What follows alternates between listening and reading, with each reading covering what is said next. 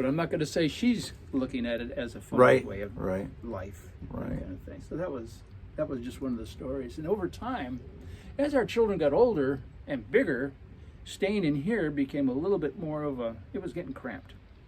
So then we went up to Mary Breeze's, which is a larger cabin, and we could get all of us in there. And Gotcha. And we actually brought our 2 dogs and a cat along with us one winter.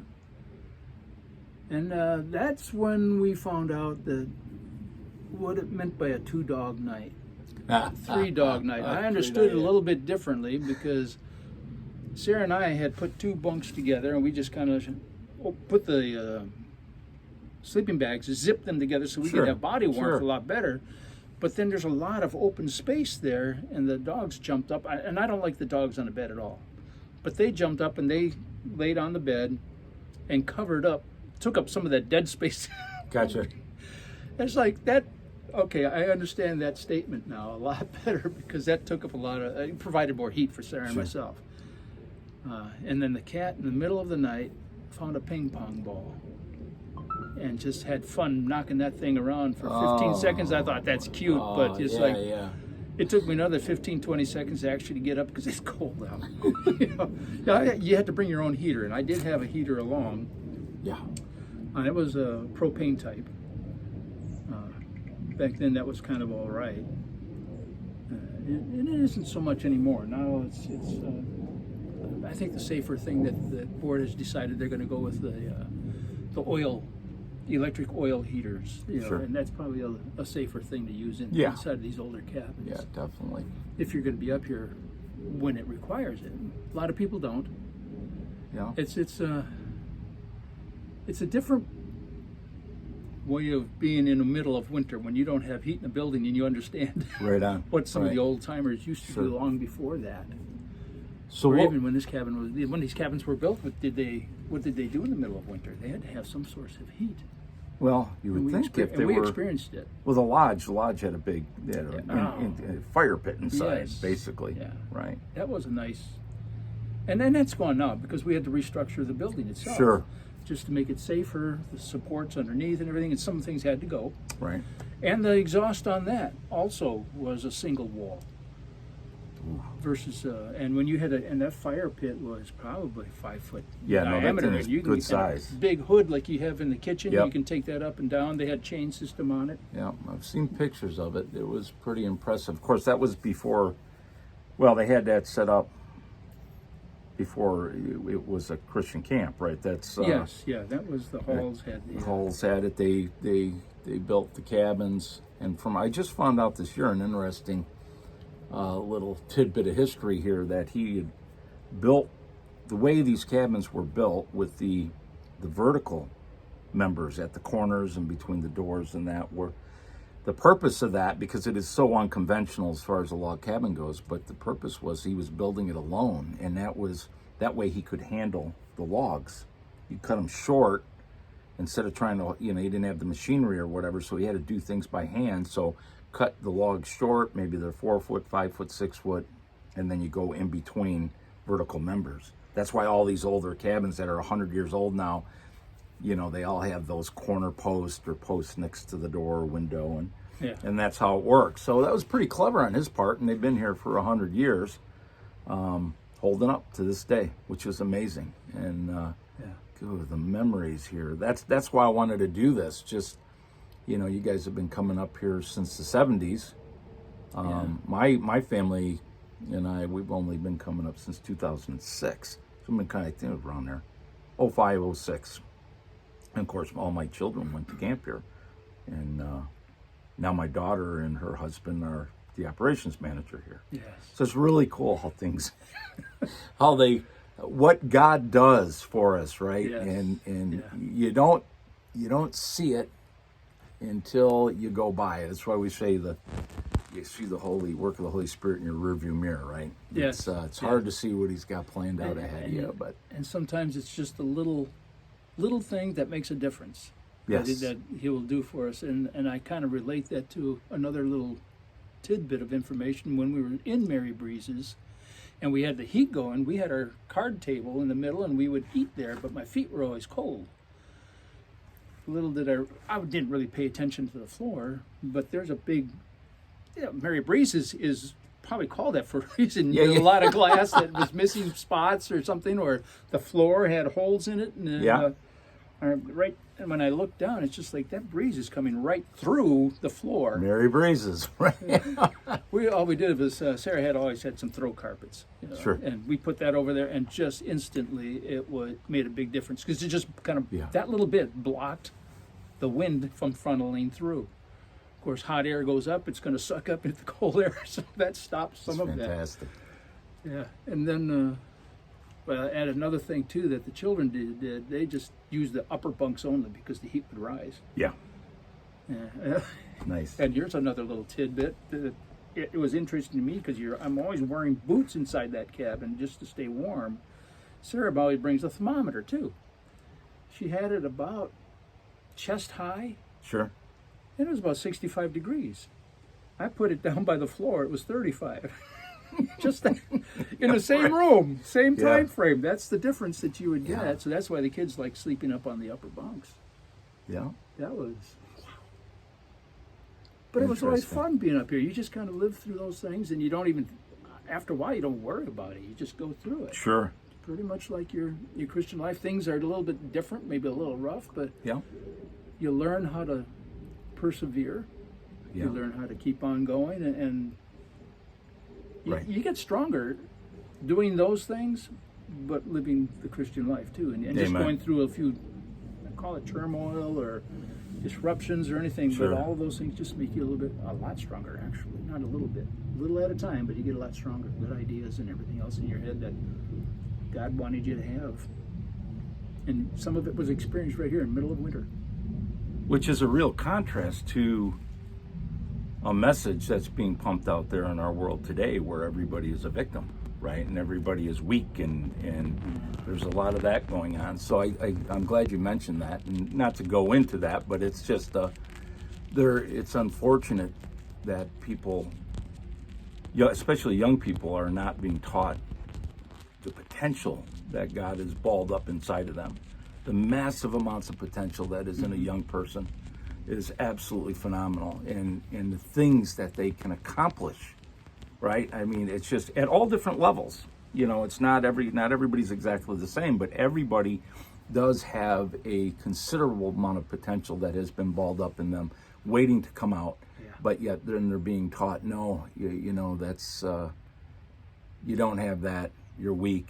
You're not strong. It seems to me there's a big lie that's going on out there amongst our young people, because what they can do truly in life is absolutely amazing. Each and every individual. Yeah. You see that. You see that with people who have different types of physical handicaps, and that it's amazing. Or the Special Olympics, and you look at what they do, right, and what they accomplish. Yeah. Even though, man, they've got a challenge, a mountain to overcome in them, but they still engage. And I don't even know if they understand that it's a mountain. For us, it would be a mountain because we don't have that. Right. For them, this is normal. We were just given the opportunity to do what those guys do, that kind of thing. Right. And it's just like, wow. And it's amazing because I think camp is hopefully over the years, I know with my children, it's brought that out some. Their strengths, there's been some great teaching that goes on here. Mm-hmm. There's been some great instruction, great example. There's been some incredible people that have really, really graced the, these hallowed pines, I guess. It's just amazing to think of the people I know I've bumped into over the years and met, and they really bring a lot of good things to this place and to the youngsters. And it's my hope and prayer that it goes on for years and years to come, and that those young people that are young adults now, that they stay involved and get involved with camp, return back, they go out to their adulthood for a while, and then you follow full circle and come back around and bring something back to it, because all us old codgers are, we're starting to ride over the horizon into the sunset. So we need the youth to come back and be involved in all kinds of different ways and enjoy it. I mean, there's things about camp people don't even realize or understand. They don't even know because they come here for those sessions in the winter, or summer rather, and then it's gone. But you and I have lived the whole culture of outdoor activity beyond that here at camp. Yes.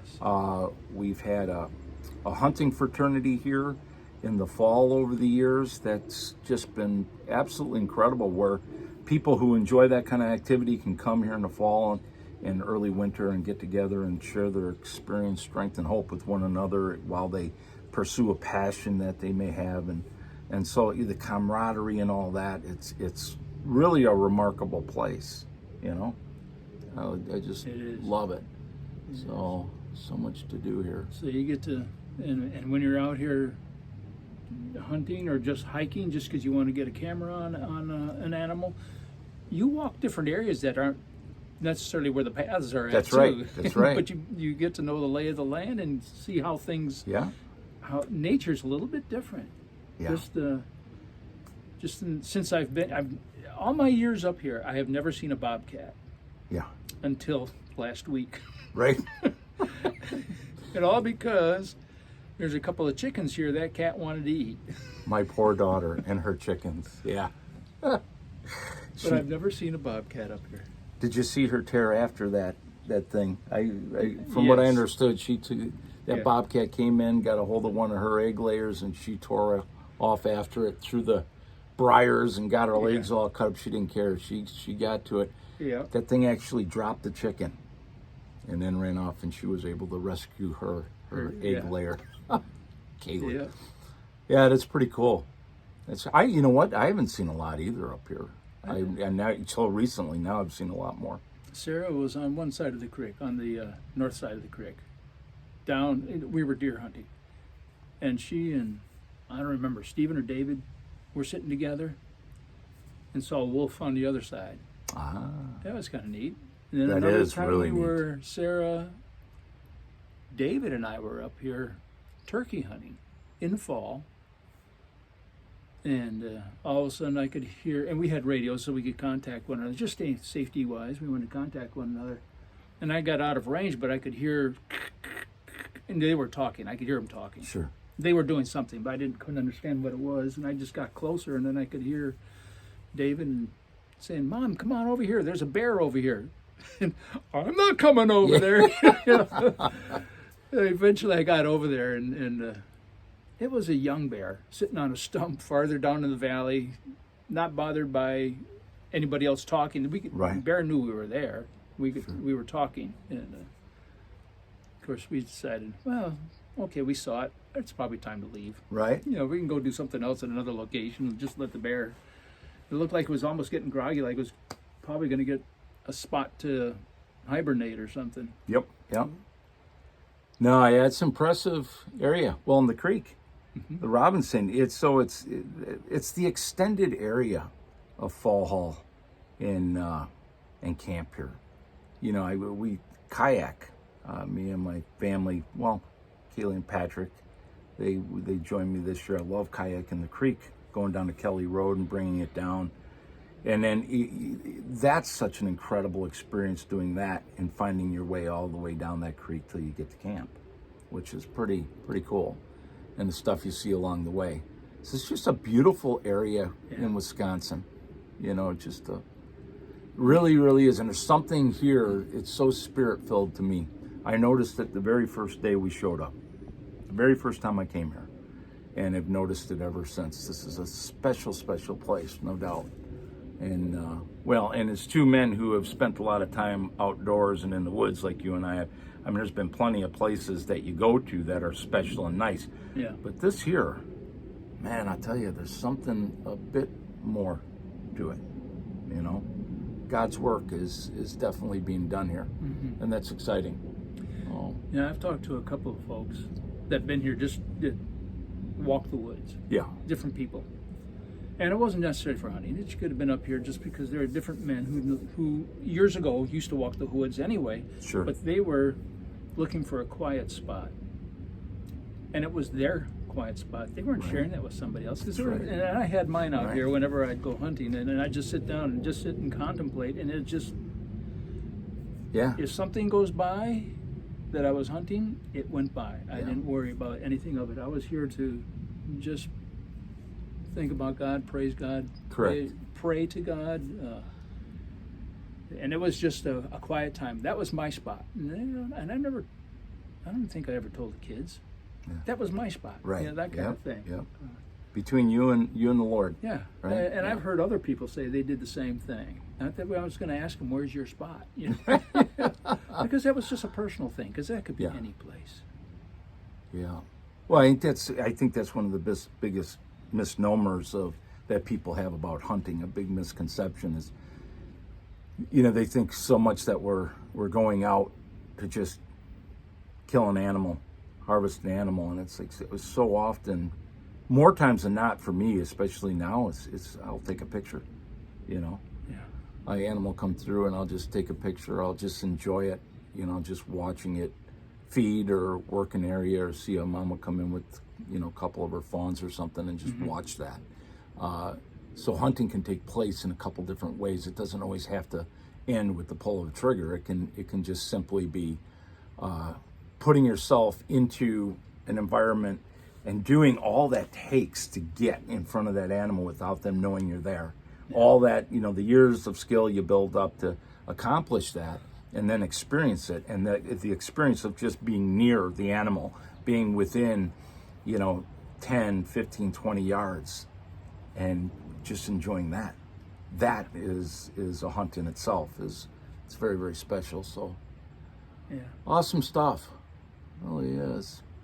Now, what did you guys do in the winter? Like when you were here, what were your primary activities? Because you would have had young kids at the time. Yes. Yeah. If the snow, it depends on how dry the snow was. If it was a little bit wet, damp, well, then there was definitely a snow fort and snowballs to fly. That was always fun. And even if the snow was a little dry, the kids didn't. Well, Sarah kind of helped them along a little bit, I'm sure. Just because you got to get Dad with the snowball somehow. Sure. So you get some of the snow inside, maybe get a little bit more warmed up and moist, and then you can pay it. We'll save those, and then you can go get Dad when he comes home or something. But we'd do that. Another time, and I wasn't with them because the kids got a bit older. They were in their early teens, pretty much. And we had the dogs up here when we were up in Mary Breeze's, and those steps behind the pump house that go down towards the main house, yes, operator's house. That was always covered with snow by that time, and they'd get a couple of saucers and just fly down that hill. That's cool. And the dogs would chase them down. That's cool. And then Zach seemed to be a little bit more trainable than Maggie. I didn't know how to train a dog, so Maggie was our first one. Zach was our second one in the house. They're both at the same time, along with the cat. But the dogs would chase them down, and then they'd give Zach the rope, run up the hill and call it to Zach, and he'd pull that thing up for them. They didn't have to pull the toboggan or whatever they were using, the saucer. He'd pull it up, and then they'd go down. The dogs chase them down again. They had so much fun. That is fun. Just running around and doing those kind of things up here. I've got to remember that actually for my grandkids, that stairway. We've been getting a decent amount of snow, enough of it, Mm-hmm. But I haven't thought of that, using that area as a sledding run, which that's pretty fun. Creative, right? So It was fun. yeah. So where are you headed now to today? You're going on a cheese run. Yes, gonna head over to Henning's Cheese.